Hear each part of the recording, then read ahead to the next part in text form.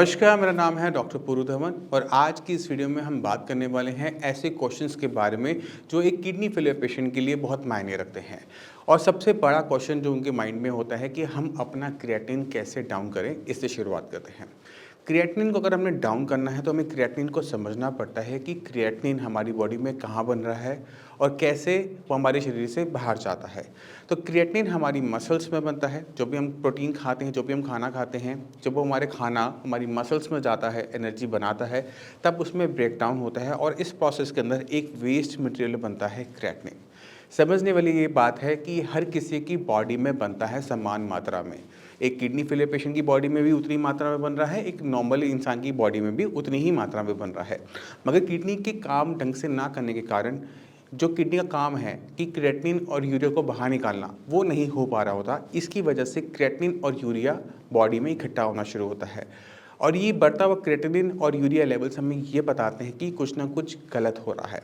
अब जितनी मात्रा में क्रिएटिनिन हमारे शरीर में इकट्ठा होगा, उससे हमें पता लग जाता है कि किडनी कितना अच्छा काम कर रही है या फिर आप कह सकते हो कि कितना खराब काम कर रही है। अब क्रिएटिनिन को अगर हमने कम करना है तो हमारे पास दो तरीके इसके बनते हैं। या तो हम इसकी जो बॉडी में फॉर्मेशन है इसे कंट्रोल करें, या फिर हम अपनी किडनी की फंक्शनिंग बढ़ा के क्रिएटिनिन की जो क्लियरेंस है उसको सुधार करें। और मैं हमेशा एडवाइस करता हूँ अपने सारे पेशेंट्स को कि आपने दोनों पे ही साथ साथ काम करना होता है, क्योंकि अगर बॉडी में वेस्ट मटेरियल का बिल्डअप होता रहेगा, इकट्ठा होता रहेगा, तो वो सिम्टम पैदा करेगा, कॉम्प्लिकेशन देगा। तो हमें इसे कंट्रोल करना है अपने खाने पीने से। अब जितना भी किडनी फेलियर पेशेंट है, अगर वो प्रोटीन की मात्रा ज़्यादा खाते हैं तो ये देखा जाता है कि बॉडी के अंदर क्रिएटिनिन की फॉर्मेशन बढ़ जाती है। और जब क्रिएटिनिन की फॉर्मेशन बढ़ती है तो उसकी मात्रा हमारे ब्लड के अंदर भी बढ़नी शुरू होती है। तो अगर हम चाहते हैं कि अपने खाने पीने से कंट्रोल करना क्रिएटिनिन को, तो पेशेंट को अपनी प्रोटीन की मात्रा को कंट्रोल करना चाहिए। बॉडी में उतना ही प्रोटीन डालना चाहिए जितना बॉडी को डेली बेसिस पे रिक्वायरमेंट होती है।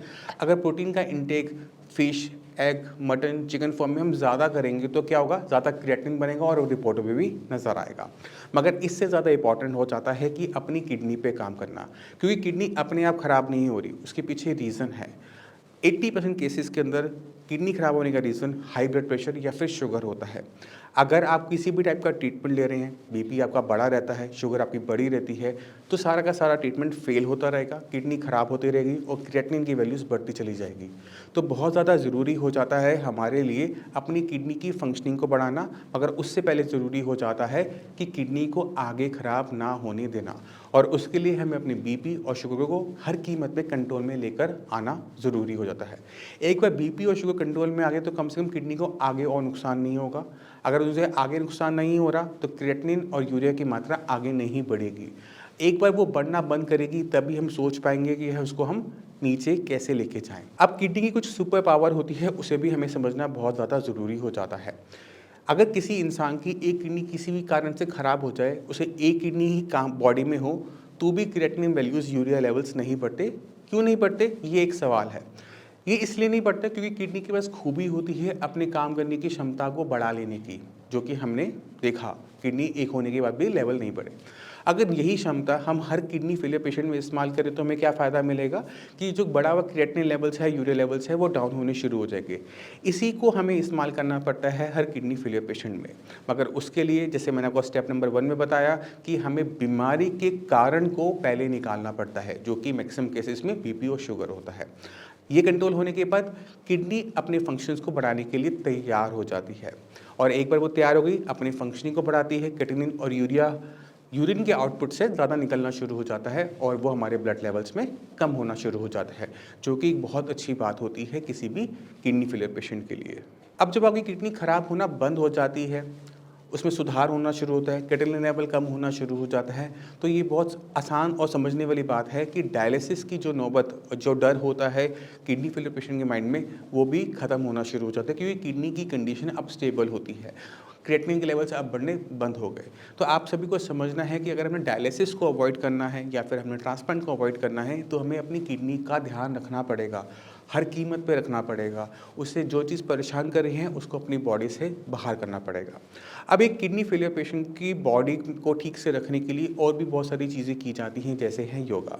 अब योगा के कुछ आसन ऐसे होते हैं जो स्पेसिफिकली बताए जाते हैं कि वो किडनी पेशेंट के लिए अच्छे हैं। वो क्यों अच्छे होते हैं? क्योंकि वो ब्लड सर्कुलेशन किडनी की तरफ अच्छा कर रहे होते हैं।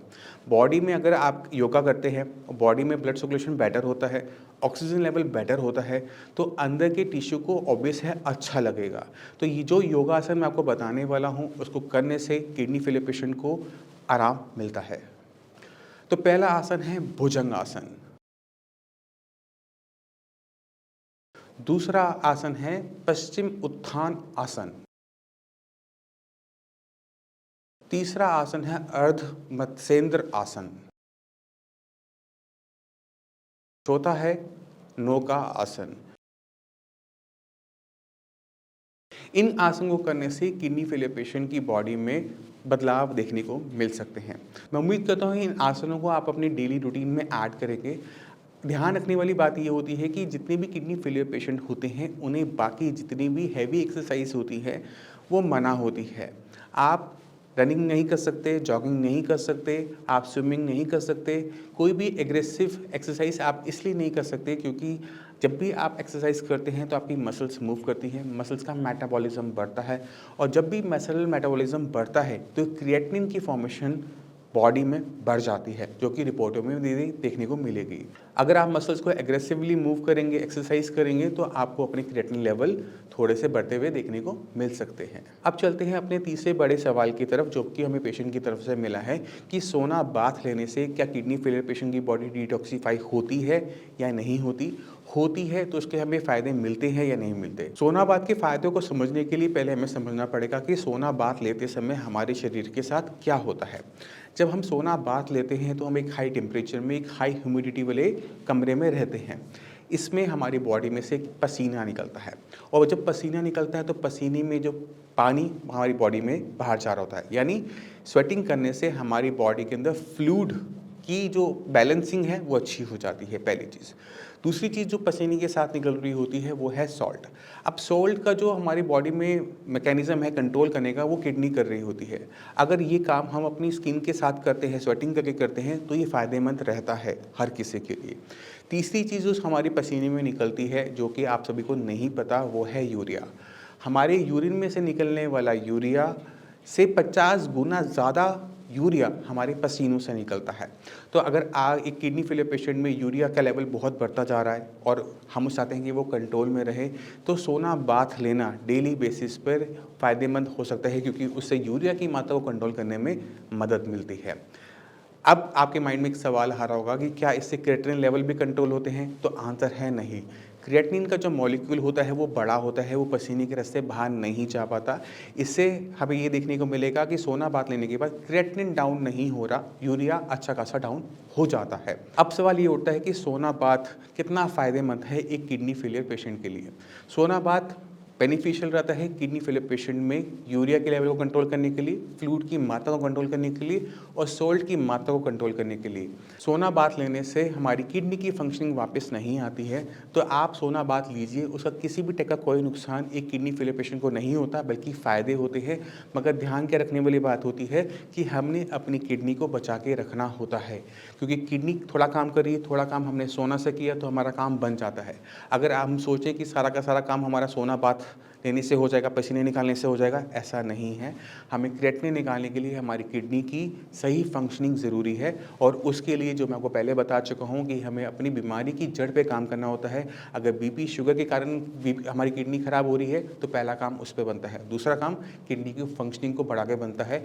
जब किडनी की फंक्शनिंग बढ़ती है, काम करने की क्षमता बढ़ती है तो क्रिएटिनिन यूरिया यूरिन के रास्ते अच्छी मात्रा में निकलना शुरू हो जाता है और हमें डायलिसिस से बच जाते हैं, हम ट्रांसप्लांट से बच जाते हैं।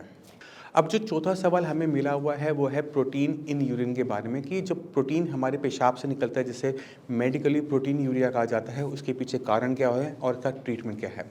तो प्रोटीन यूरिया जो होता है सीकेडी पेशेंट में खासकर इसलिए हो रहा होता है क्योंकि किडनी के अंदर जो फिल्ट्रेशन का काम होता है वो किडनी के अंदर जो लाखों की संख्या के अंदर नेफ्रॉन्स होते हैं वहाँ हो रहा होता है। ये जो नेफ्रॉन्स होते हैं अगर किसी भी बीमारी की वजह से इन्फ्लेम्ड हो जाते हैं, जिसे हम नेफ्राइटिस कंडीशन कहते हैं, सूजन आ जाती है, तो हमारे जो नेफ्रॉन्स हैं वो ब्लड में प्रेजेंट प्रोटीन को होल्ड नहीं कर पाते, और जब वो होल्ड नहीं कर पाते तो प्रोटीन लीक होकर हमारे यूरिन में आना शुरू कर देता है। अब ये जो कंडीशन होती है प्रोटीन यूरिया की, ये अच्छी कंडीशन नहीं होती, क्योंकि जो आपका खाया पिया खाना होता है, प्रोटीन होता है, वो यूरिन के रास्ते बाहर चला जाता है, बॉडी में वीकनेस आनी शुरू हो जाती है। अब प्रोटीन से जो हमारा खून बनता है उसमें कमी आनी शुरू हो जाती है। प्रोटीन की कमी की वजह से क्या होता है कि खून पतला हो जाता है, और खून के अंदर जो तरल पदार्थ होते हैं, फ्लूइड जो होता है, वो हमारी लेग्स में भरना शुरू हो जाता है, जिससे हमारी लेग्स में पानी भरना शुरू हो जाता है, स्वेलिंग आनी शुरू हो जाती है, और इस स्वेलिंग से और फर्दर कॉम्प्लिकेशन आनी शुरू हो जाती है, जैसे हाई ब्लड प्रेशर हो या फिर सांस लेने में दिक्कत हो। तो इस प्रोटीन को कंट्रोल करना बहुत ज़्यादा ज़रूरी हो जाता है। तो हमने पहले ध्यान क्या रखना है कि ये जो कंडीशन आ रही है इसके पीछे कंडीशन है किडनी के अंदर सूजन का होना, और अगर किडनी के अंदर सूजन है तो उसके पीछे कोई ना कोई एक बड़ा कारण है। अगर वो कारण आपको पता है, जैसे बीपी है, शुगर है, जिसे हम कंट्रोल कर सकते हैं सही मेडिसिन लेके, मॉनिटरिंग कर तो उसे करना चाहिए। बीपी कंट्रोल में आता है, डायबिटीज़ कंट्रोल में आती है, तो बहुत हद तक प्रोटीन की जो मात्रा है यूरिन में डाउन हो जाती है, क्योंकि किडनी को कोई नया नुकसान नहीं हो रहा होता। जो सूजन है किडनी के अंदर, जो नेफ्राइटिस कंडीशन बनी हुई है, उसे सेटल करने पे हमारे यूरिन के अंदर जो प्रोटीन की मात्रा है वो भी ऑटोमेटिक तरीके से कम होनी शुरू होगी। एक इंटरेस्टिंग बात बताता हूँ, अगर आपके यूरिन के अंदर प्रोटीन बिल्कुल नील हो जाता है, उस कंडीशन को हम स्टेबल कंडीशन कहते हैं। अगर आपका क्रिएटिनिन लेवल ज़्यादा भी बना हुआ है मगर प्रोटीन नील आ रहा है तो वो कंडीशन ख़राब नहीं होती। उसमें हमें फ़ायदा क्या होता है कि हमारे क्रिएटिनिन की वैल्यूज़ बढ़ना बंद कर देती हैं, या फिर वो बहुत धीरे धीरे बढ़ती हैं, जिसकी वजह से एक किडनी फेलियर पेशेंट बहुत लंबे टाइम तक बिना कॉम्प्लिकेशन के लाइफ को जी लेता है। इसी के साथ आप सभी से मैं चलने की आगे चाहूँगा। मिलते हैं अगली वीडियो में, तब तक के लिए नमस्कार।